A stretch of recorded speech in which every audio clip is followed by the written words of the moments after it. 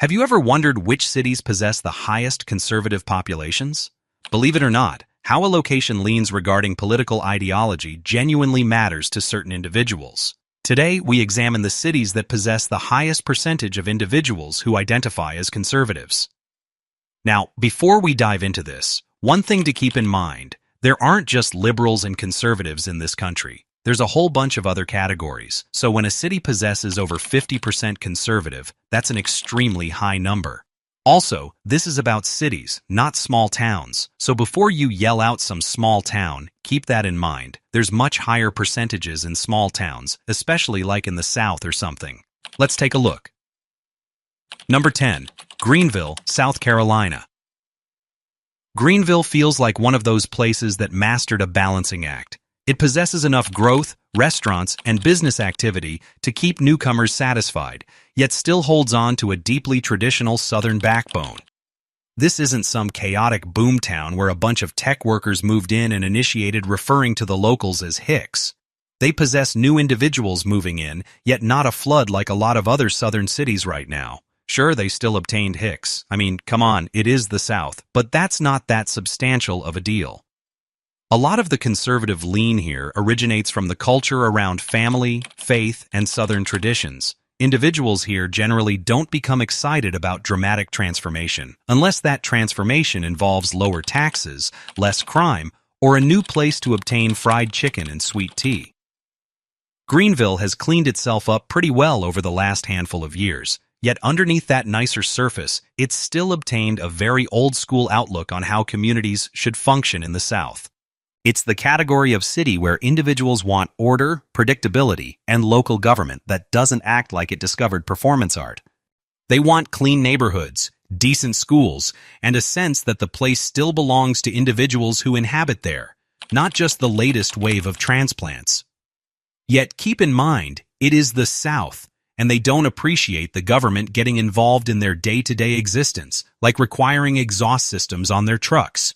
You know, good old Southern traditions. 58% of the population state they are conservatives in Greenville. Number 9. Great Falls, Montana. That's right, we're heading out west. Great Falls is one of those cities that doesn't care if it's trendy, and honestly, that probably helps. I mean, it's Montana. They accomplish what they want to accomplish. Sure, they possess a couple places that are being overrun by Hollywood elites and things like that, yet it's still Montana. It's practical. It's a little rough around the edges and not especially interested in impressing individuals from Portland, Oregon. This is Montana accomplishing what Montana accomplishes best, minding its own freaking business, valuing self-reliance, and expecting individuals to pull their own weight. That is a substantial thing in Montana. Wyoming, too. But pull your own weight. Don't be a drag on the community, and don't expect individuals to make up for your shortcomings. The conservative mindset here is tied to independence and a no-nonsense way of existence. Individuals in Great Falls aren't usually looking for a government to solve every inconvenience that lands on their porch. They tend to trust tradition over theory, and they're usually suspicious about substantial ideas coming from places with worse traffic and more podcasts. I was in Montana like 3 years ago. Talked to a gentleman at a little diner, and he asked me what I was accomplishing. Saw my camera stuff. I informed him I'm a YouTube creator. And he's all, "Are you a podcaster too?" I stated, "Not really, but why do you inquire?" He stated, "I just don't comprehend why individuals listen to other individuals talk." And he stated, "If I want other individuals' opinions, I'll inquire my wife. She's filled with them." But Great Falls is a city where patriotism, law enforcement, military pride, and personal responsibility still carry genuine weight. It's not flashy conservatism. It's more like work boots conservatism, the category that gets up early, fixes something, and rolls its eyes at anyone attempting to reinvent civilization before breakfast. I also obtain the feeling individuals in Montana in general don't trust guys that don't own trucks. It's peculiar. The guy at the diner, I informed him I was from Portland, Oregon, and he stated something I found interesting. He's like, "Aren't you going to feel a little silly when someone breaks into your house and you don't even possess a firearm?" I was like, "Well, that's kind of strange. What makes you think I don't possess firearms?" So they don't allow them in Portland, Oregon. They do, and I possess some. It was a genuinely peculiar conversation. 58.5% of Great Falls, Montana states they are conservative. Number 8. Clermont, Florida. Clermont sits in a part of Florida where individuals appreciate sunshine, space, and not being informed what category of landscaping they're allowed to admire. It possesses retirees, families, and enough suburban expansion to keep things moving, yet politically, it leans towards the right. And that's pretty much a solid grip the right possesses on this community. Clermont is not too far from Orlando. It's a little to the west of there, and it's definitely not a rural community.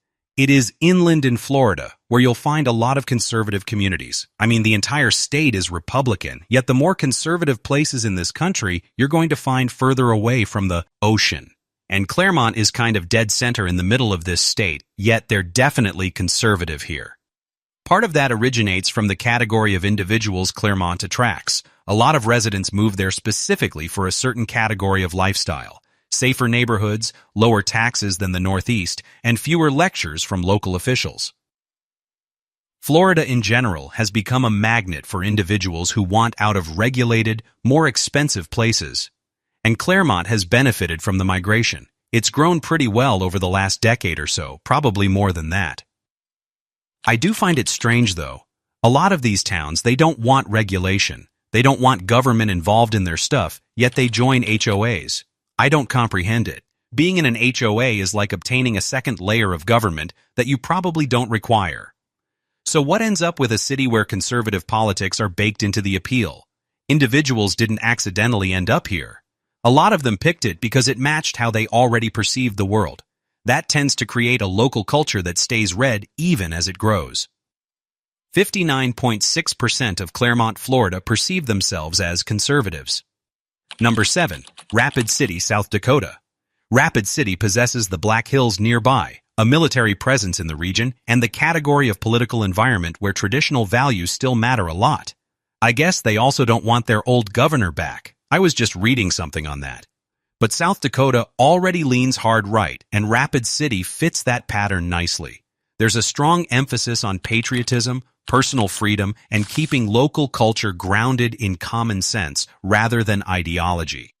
It's a place where hunting season probably receives more honest attention than most city council meetings, and I'm not exaggerating on that one. It's a factual emotional truth for Rapid City. One thing I've learned by accomplishing all these videos over the years, and especially this one, the more trucks a community possesses, the more conservative they're going to be. I don't comprehend what the deal is with that, yet I think it's because of the rural roots that a lot of conservatism possesses. Rapid City also possesses that frontier-adjacent mindset you observe in parts of the Mountain West area. Now it is a growing community, and new individuals are moving in from other states, yet not at the pace where they possess to initiate worrying about their conservative roots being transformed by liberals moving in from the West Coast and bringing ideas like free healthcare and dental work. They want it to stay the manner it is, sturdy instead of fashionable. And in modern America, that usually translates to conservative voting habits. 61% of the population state they are conservatives. Number 6. Fort Smith, Arkansas. Fort Smith has never genuinely struck me as a city that wants to become the next Austin, Texas, or the next Portland, Oregon. Matter of fact, if you inquire half the residents, I'm sure they won't be able to find Austin or Portland on a map. And the fact that they don't want to be Portland or Austin, that probably adds 10 points to the conservative vote. It's rooted in tradition, pretty proud of its history, and built around values that haven't transformed much because the internet got louder. They appreciate Fox News, they miss Rush Limbaugh, and they believe liberal men consume soy all the time. That's just what they accomplish. They sit around consuming soy and talk about their feelings. It's not accurate. But this is the category of place where religion, military respect, and family structure still shapes a lot of the social atmosphere. Individuals here tend to value order, local pride, and more restrained views when it comes to government. This is the category of place where they want superior roads and not a soup kitchen or a local food pantry. If you don't comprehend where Fort Smith is, it is up against the Oklahoma border, and it is south of the beneficial part of Arkansas, up there in the northwest corner. They may appreciate their law and order, yet they don't obtain much of it in Fort Smith. Their violent crime rate is 135% above the national average, yet their cost of living is 10% below the national average. So it's a trade-off. Save a couple bucks, maybe you'll get killed. Who knows? Fort Smith also possesses that old-school Southern working-class mix that often creates a very dependable Republican base. These cities don't always obtain a lot of the national attention, yet they vote like clockwork, and they don't genuinely care whether cable news comprehends them or not. I think their biggest problem is cable news probably never heard of them, yet you know who has heard of them. Conservatives, because 66.2% of them inhabit there. Number 5. Provo, Utah. If this one surprises you, you require to accomplish some reading, especially on political things. Utah is one of the most conservative states we possess, even though it's out west, and a lot of that possesses to accomplish with their religious backbone. Provo is a different category of conservative city. It's cleaner, more structured, and probably consumes less than the rest of the list. Yet make no mistake, this place leans hard right, and a lot of that originates from the religious and cultural framework. Like I'd stated, this city is where family, faith, and community standards play a huge role in daily existence. Individuals often discuss politics in terms of morality, stability, and long-term responsibility, creating a civic culture that tends to support conservative candidates and conservative policies. Provo also possesses an unusually disciplined vibe compared to a lot of American cities. Things feel organized. Everything feels organized in Utah. Individuals are involved, standards are high, and the category of clean-cut seriousness that makes it kind of feel like the Stepford Wives in real existence. It's like a spreadsheet became a municipality and individuals went to church. 67.8% of Provo, Utah, is considered conservative. Number 4. Coeur d'Alene, Idaho. Again, if you didn't comprehend Idaho was conservative, you haven't been paying attention to this one either. This is actually where individuals from California and even Washington and Oregon move to because they're tired of the liberal states. They want to go where individuals perceive things the identical manner they accomplish. I comprehend if you possess a steady diet of right-wing stuff, you seem to think everyone in California, Oregon, and Washington are just liberals. Straight-up liberals. Well, what you don't realize is the back half of all three of those states are pretty much conservative Republicans, and that's usually who will move to Idaho, those individuals from the back half of those states. The liberal individuals are going to be near the coast and in Portland, Oregon. But Coeur d'Alene is one of those cities where scenery is beautiful, the politics are blunt, and the residents are not especially interested in apologizing for either one of them. Northern Idaho also possesses a reputation for being fiercely independent and deeply conservative, and Coeur d'Alene wears that reputation like a badge on a denim jacket. The city draws individuals in who want outdoor beauty without politics of the West Coast metro areas. That matters.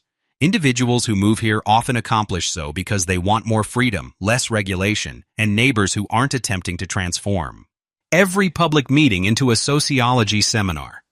There's also a long libertarian streak mixed in with their conservatism here. Individuals want low taxes, fewer restrictions, and a government that mostly leaves them alone unless something is actively on fire. It's a very Western version of conservatism, a little rugged, a little suspicious, and very committed to the cause. Growing up in Los Angeles, I knew a lot of individuals that became police officers. Individuals that I went to school with, friends that I grew up with, and a lot of them have retired to the Coeur d'Alene area. So you obtained a bunch of cops up there too. 70.2% of Coeur d'Alene, Idaho is considered conservative. Number 3, Gainesville, Georgia. You ever heard of Gainesville? It's a nice little community northeast of Atlanta. It's almost in the Atlanta metro area. It's kind of on the outside. It's right there on the border. I'm not sure what to label it. It was originally labeled Mule Camp Springs. They decided to spice things up in 1818 and name it after a general from the War of 1812. Gainesville is the category of city where traditional Southern conservatism still possesses a very strong pulse. It's tied to church existence, family values, business-friendly attitudes, and the belief that the community doesn't require to transform everything all the time. Sometimes things are optimal when they're left alone for a while. Sometimes that's beneficial. I mean, there's a beneficial portion of the population that thinks not everything possesses to be superior. It just requires to function. Now, Atlanta sometimes leans a little liberal when it comes to voting, yet you won't find that just outside of town in Gainesville. Now, Gainesville is a pretty good-sized city, and we're not discussing backwoods Georgia where everyone's hardcore conservative. It's a pretty cool place. I was there briefly one time, and they've obtained a lot of lakefront property. That's kind of nice. I don't even comprehend if it's genuinely lakefront property. The Chattahoochee River flows here, and it kind of spreads out when it reaches Gainesville. This is a blue-collar city with conservative values. It's substantial in poultry. Because of its large number of poultry processing plants, it's been labeled the poultry capital of the world. So if you're ever possessing chicken wings, think about Gainesville. But when it comes to conservatism, Gainesville stands out because how naturally that outlook seems to fit the place. It doesn't feel forced. It doesn't feel like a reaction. It feels like conservatism is the default setting for this place. This isn't a lean. It's more like a political home field advantage. 70.8% of their population considers themselves conservative. Number 2, the Woodlands, Texas. Again, this one should be no surprise to anyone that comprehends much about Texas. If you're looking for the Woodlands, it is part of the Houston metro area. It's on the north side. The Woodlands is what occurs when wealthy individuals decide they want all the benefits of inhabiting near a major city, yet none of the inconvenience of observing anything messy, loud, or economically diverse. It's a master-planned shrine to comfort, control, and the extremely firm belief about what government should not be accomplishing with anyone's money. Everything is spotless, landscaped, and polished, to the point that it feels like the entire town was designed by a committee of accountants and luxury golf cart salesmen. And politically, this place is conservative enough to make a property tax brochure feel like campaign literature. The individuals here tend to be professionals, executives, business owners, and upper-middle-class families.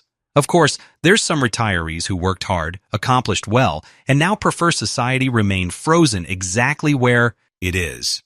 They appreciate low taxes, safe streets, beneficial schools, and policies that protect their wallets from any sudden attack by public spending. This is not the pickup truck, mud-on-the-boots conservatism that you obtain in other places. This is premium-grade, gated-entry conservatism. The category that stated, "I'm fiscally responsible," while standing in a kitchen bigger than most studio apartments. And nobody just stumbles into the Woodlands by accident. Individuals move here because they want what Ronald Reagan was promising them.